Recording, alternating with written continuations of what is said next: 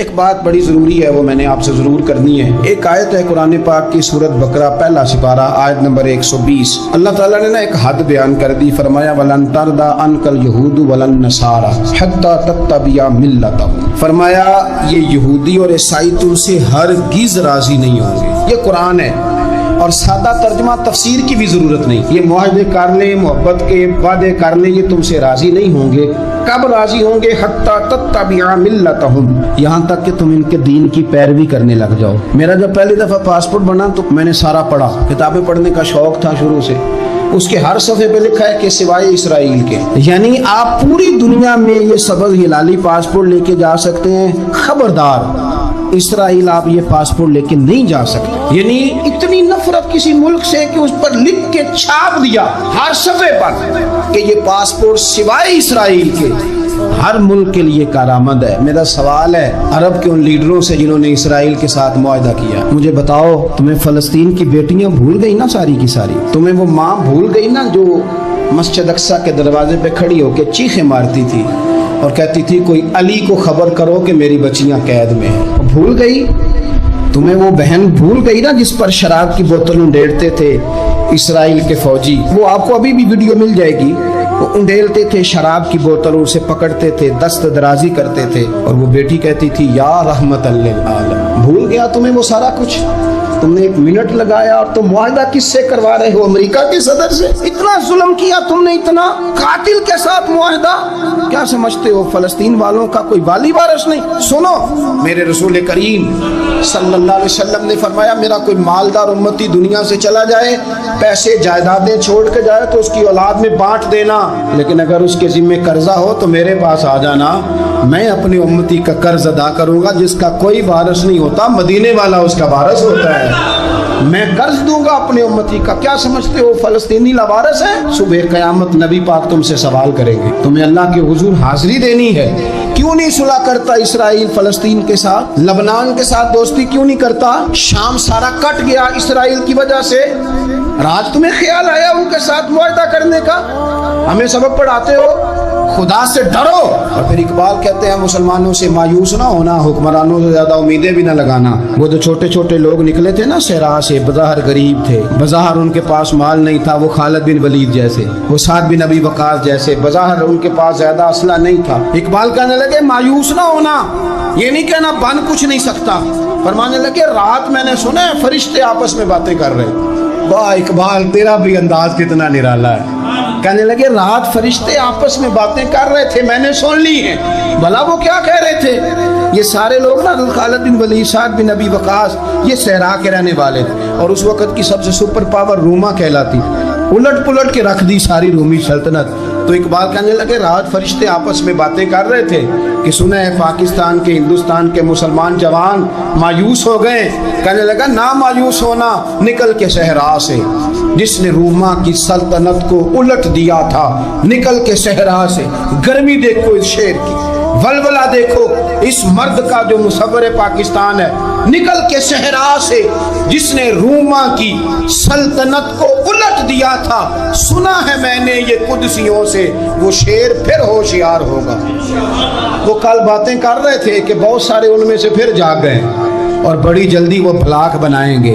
سنا ہے میں نے یہ قدسیوں سے کہ وہ شیر پھر ہوشیار ہوگا، وہ آئے گا میدان میں، نکلے گا، اور انشاءاللہ یہی چراغ جلے گا تو روشنی ہوگی۔ نبی پاک صلی اللہ علیہ وسلم نے فرمایا مسلمان ایک جسد واحد کی طرح، ایک جسم کی طرح، ایک حصہ تکلیف میں ہو تو دوسرا اس کی درد محسوس کرتا ہے۔ انسان کے وجود کے اندر سب سے قیمتی اس کا دماغ ہوتا ہے، اسی سے سوچتا ہے، اسی سے وہ عمل کرتا ہے، اسی سے منصوبہ بندی کرتا ہے، اسی سے وہ مومن ہوتا ہے، اسی سے معاذ اللہ کافر ہوتا ہے۔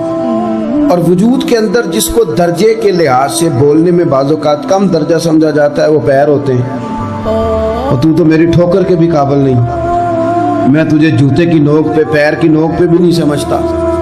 ہم یہ کہتے ہیں محاورتاً کہ تو پیروں کے قابل بھی نہیں، یعنی سب سے اعلیٰ درجہ دماغ کو دیا، دل کو دیا، اور سب سے ہلکا درجہ پاؤں کو دیا۔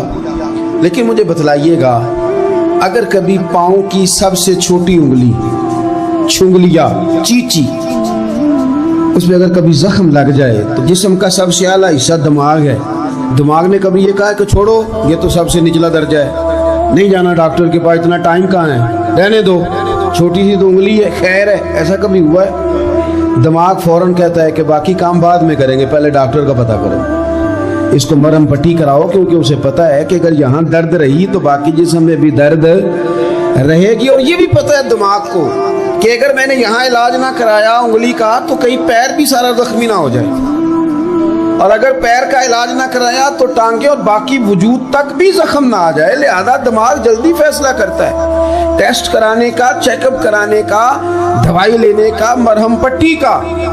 और मेरे भाई मुसलमान एक वजूद की तरह है। ये तो हो सकता है कुछ मुसलमान मुल्क गरीब हों और कुछ के पास तेल के कुएं हों, कुछ के पास सोने के पहाड़ हों। ये तो हो सकता है कि बादों का ये वो समझ लें कि हम आला दर्जे के हैं, लेकिन ये याद रखें अगर एक जिस्म की तरह हैं, सोचते हैं और हैं, क्योंकि नबी पाक ने फरमाया है अगर इस तरह सोचते हैं तो फिर मेरा ख्याल है कि जिस तरह तेल के कुएं वाले को अपनी दर्द होती है ना, सोने के पहाड़ों वाले मुल्क को जिस तरह अपनी दर्द होती है ना, इस तरह उसे किसी को भिकारत की नजर से देखना नहीं चाहिए, चूंकि जस्दे वाहिद है। और जस्दे वाहिद में अगर कोई दर्जा बड़ा भी रखता हो कि जनाब हमारे पास एक बड़ी जगह है, मुतबर्रक जगह है, हम बड़े हैं, तो आप बड़े हैं, लेकिन बड़ा दिमागी ये फैसला करता है कि भाई वो छोटा सा पैर का हिस्सा जख्मी है, जल्दी करो, इलाज कराओ। लेकिन बड़े दिमाग वाला कहे कि मेरा घर तो महफूज है, इसका मतलब है बड़े दिमाग वाले ने या तो सोचना बंद कर दिया है, या वो खुद गर्ज हो गया है, या लालची हो गया है, या फिर वो ये मानने को तैयार नहीं। मैं हदीस पाक का तर्जुमा कर रहा हूँ, मैं तो हदीस पाक बयान करके मिसाल दे रहा हूँ, मुझे हदीस का तर्जुमा तो करने देना भाई, हुजूर के फरमान पर तो बात करने दो ना भाई। या तो उसने इस हदीस को समझा नहीं, और अगर समझ लिया है तो ये कैसे हो गया कि फलस्तीन की बेटियां रोती रह गई और तू रोया ही नहीं? अगर तू जस्ते वाहद था तो जिस तरह तेरी बेटी रोए तो तू रोता है, इस तरह तुझे फलस्तीन की बेटी के रोने पर भी रोना चाहिए था, फिर तुझे फलस्तीन की बहन के रोने पर भी रोना चाहिए था। ये क्या बात हुई? हमने ना किसी को छोटा समझा, किसी को हकीर समझा। और भाई ये तेरा ख्याल है कि फलाना फला है और फलाना फला है। इकबाल कहते हैं अपनी मिल्लत पर कयास अक़वाम मगरिब से न कर, खास है तरकीब में कौम रसूल हाशमी, तू नबी पाक की कौम है। बैसियत मुसलमान सोचे मुसलमान। किसी ने पूछा था हज़रत सलमान फारसी से नाम क्या है, फरमाने लगे मेरा नाम इस्लाम है। कहा आपके वालिद का नाम? फरमाया इस्लाम। का दादा का नाम इस्लाम। आप फरमाने लगे तो कितने को सवाल पूछेगा, मैं कितने को जवाब दूंगा? सलमान का हर चीज ही मोहम्मद मुस्तफ़ा का दीन है, मेरा सारा कुछ मेरे नबी पाक का दीन है। शुरू भी यही है, इख्तिताम भी यही है, यही मेरा सारा कुछ है। दास्ताने हुस्न जब फैली तो लामहदूद थी, और जब सिमटी है तो आका बस तेरा नाम होके रह गई। बस हम इतने के हम हुजूर के गुलाम हैं। तो मुसलमान होके सोचे, बैसियत मुस्लिम की अपनी जिम्मेदारियों का एहसास करें। इकबाल ने कहा था मेरी जिंदगी का मकसद तेरे दी की सरफराज, मेरी जिंदगी का मकसद तेरे दी की, मेरी जिंदगी का मकसद तेरे दी की सरफराज, मेरी जिंदगी का मकसद तेरे दी की सरफराज, मेरी जिंदगी का मकसद तेरे दी। या रसूल अल्लाह मेरी जिंदगी का मकसद तेरे दी की सरफराजी। मैं इसीलिए मुसलमान, मैं इसीलिए नमाजी, मैं इसीलिए मुसलमान, मैं इसके लिए काम किस तरह करें, जद्दोजहद किस तरह करें? तो हमें कहा गया कुव्वते इश्क से हर पस्त को बाला कर दे, और दहर में इसमें मोहम्मद से उजाला कर दे, दहर में इसमें मोहम्मद से उजाला कर दे। इकबाल से पूछा, इकबाल इस काम में मदद कैसे मिलेगी, किस तरह आगे बढ़ेंगे? तो उसने कहा बाजू तेरा तौहीद की कुव्वत से कवि है, अल्लाह तेरी मदद करेगा, तुम मुवहिद है, रब को मानने वाला है। बाजू तेरा तौहीद की कुव्वत से कवि है, इस्लाम तेरा देश है, क्योंकि तू मुस्तफवी है, तो मुस्तफा करीम का मानने वाला है, तेरी मदद होगी हर मैदान में।